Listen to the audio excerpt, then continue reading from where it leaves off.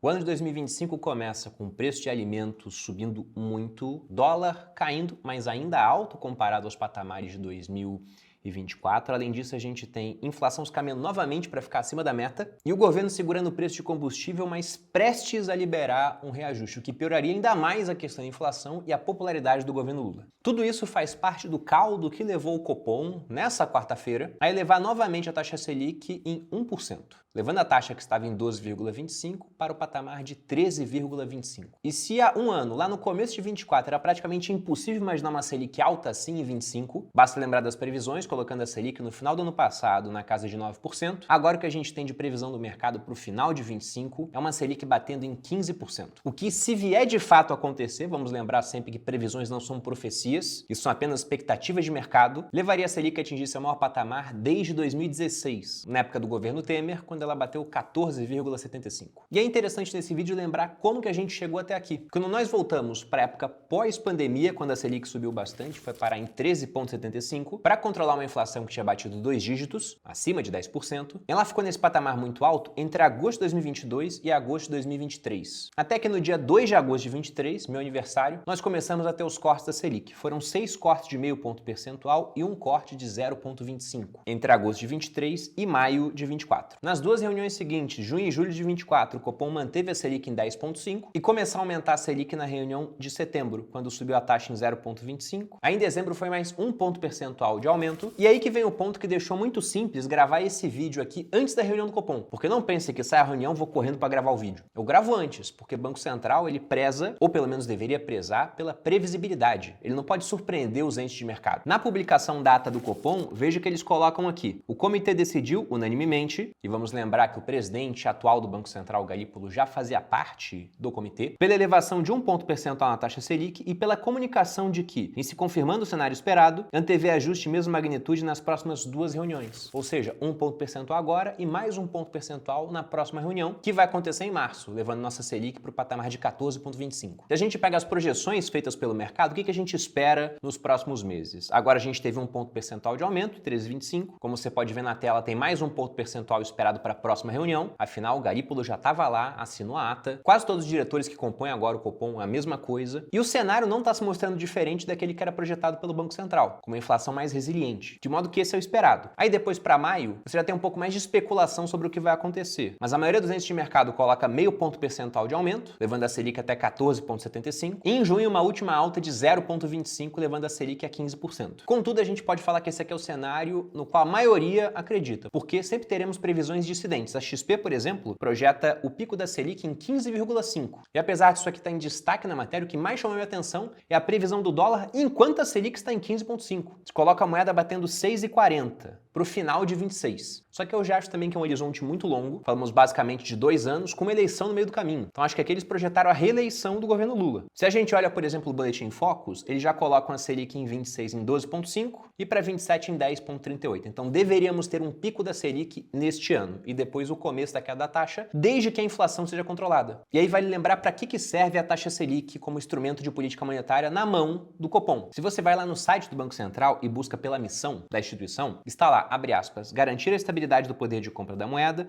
zelar por um sistema financeiro sólido, eficiente e competitivo e fomentar o bem-estar econômico da sociedade. Então, para garantir essa estabilidade da moeda, você não pode ter uma inflação muito alta. O Banco Central quer inflação, mas uma inflação baixa, contida. Se a gente pega a meta, que não é estabelecida pelo Banco Central, ele só persegue essa meta, quem estabelece isso é o Conselho Monetário Nacional, ela está em 3%. E esse é um outro ponto muito discutível, né? Se o Brasil tem condições de perseguir essa meta. E há bandas de tolerância para essa meta, de 1,5 pontos percentuais. Para baixo, que raramente a gente usa, e para cima, o que a gente costuma usar com muita frequência, sendo que em vários anos a gente costuma ultrapassar o teto da meta. Foi inclusive o que aconteceu no último ano. O teto era em 4,5 e o IPCA de 2024 fechou em 4,83. Inclusive, os movimentos que a gente vai ver na Selic desse ano são muito mais pensando na inflação nos horizontes mais longos do que apenas em 2025, já que há um tempo de retardo para que a Selic comece realmente a agir na economia. Mas como que ela vai agir? Quando você aumenta a taxa Selic, você aumenta o custo do crédito. Tanto para o próprio governo, fica mais caro ele pegar emprestado, Afinal, quando ele te vende um Tesouro Selic, se a Selic está em 2%, como na época da pandemia, o custo com juros é baixo, se está em 15%, o custo é muito alto. E os bancos todos, as financeiras, pegam essa taxa como referência na hora de emprestar para os outros setores da sociedade. De modo que uma Selic alta encarece o crédito, com menos crédito na rua, há menos consumo, e isso acaba desacelerando o resultado da economia e também a inflação. Então, para o pessoal que fica muito de olho no número do PIB, por exemplo, uma taxa Selic muito alta está encomendando um PIB no futuro mais baixo. E aí, depois que através desse instrumento de política monetária, da taxa Selic, ficando alta e desacelerando a inflação, com ela voltando mais próxima do centro da meta, o que acontece é que o Copom começa a diminuir a taxa Selic. Aí, com isso, o crédito fica mais barato, mais gente toma emprestado, há mais consumo, as empresas vendem mais, tem mais lucro, contratam mais gente, as pessoas contratadas agora têm renda, vão passar a consumir, o consumo delas vira renda de outra pessoa, a economia cresce mais, mas os preços começam a aumentar, o que pode levar novamente a inflação a escapar da meta. E aí nós ficamos nesse ciclo. Inflação aumenta, Selic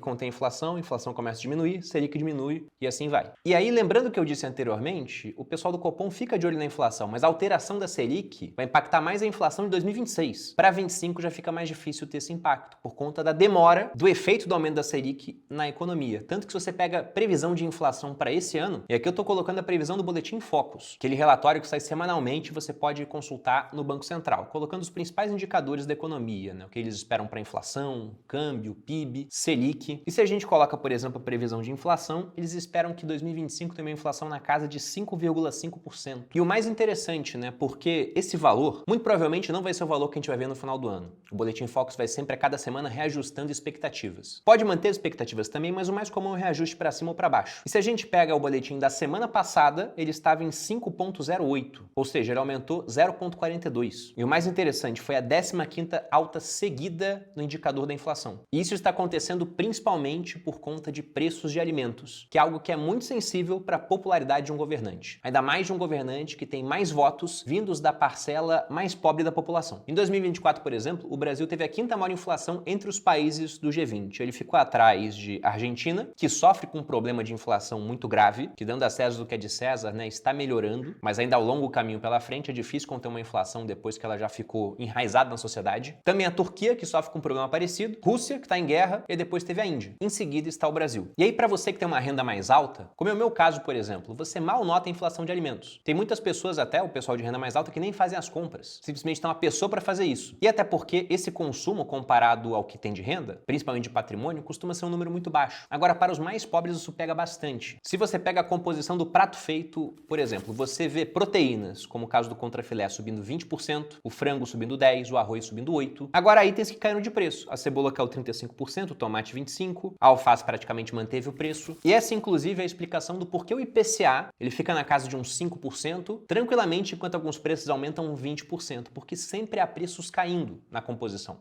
A gente teve um exemplo muito claro disso durante a época da pandemia. Vários preços subindo muito, mas passagem aérea, que entra no cálculo do IPCA, estava caindo pra caramba, porque ninguém podia viajar. E aí, no final, com um monte de coisa subindo estratosfericamente de preço, a inflação ficou em 10%. Porque havia um item caindo muito, puxando para baixo. A mesma coisa acontece com certos itens aqui. Mas o ponto é, embora ao se fazer uma média, você possa falar, nem subiu tanto assim, o item que as pessoas mais querem consumir é a proteína. O quanto vai de cebola no prato de uma pessoa, ou de tomate? Geralmente é menos. E aí o governo também pode começar a utilizar manobras, né, para dar uma maquiada no IPCA. Porque se a gente pega, por exemplo, o mesmo gráfico para café da manhã, observe que você tem preços se mantendo, leves quedas. Agora o que chama atenção é o preço do leite subindo 18%, do café subindo 39,6% e da laranja subindo 48,33%. E aí, como esse item está subindo muito, o que o governo pode fazer? O que está aparecendo aqui na matéria, né? Ele sugerir a retirada de um item do cálculo do IPCA, geralmente o item que subiu muito, e colocar um outro que está caindo de preço. Com certos itens é mais difícil, né? Como é que você vai tirar a carne do cálculo do IPCA? Falar, não, o brasileiro virou vegetariano. Não, aí fica muito na cara. Com itens menores, isso pode acontecer. O que sobe demais, as pessoas não conseguem comprar, o governo fala que mudou o perfil da cesta de consumo, tira aquele item e coloca outro. Entretanto, independentemente da mágica que o governo possa fazer, ao realizar um, entre aspas, stock picking para escolher ali quais itens colocar na carteira do IPCA e quais tirar, o fato é que se um governante prometeu picanha e ela sobe muito de preço, isso vai pegar para a popularidade dele, até porque as pessoas tendem a lembrar mais desses preços que subiram do que aqueles que eventualmente se mantiveram ou até vieram a cair, como foi o caso da cebola. E o resultado já aparece em pesquisa.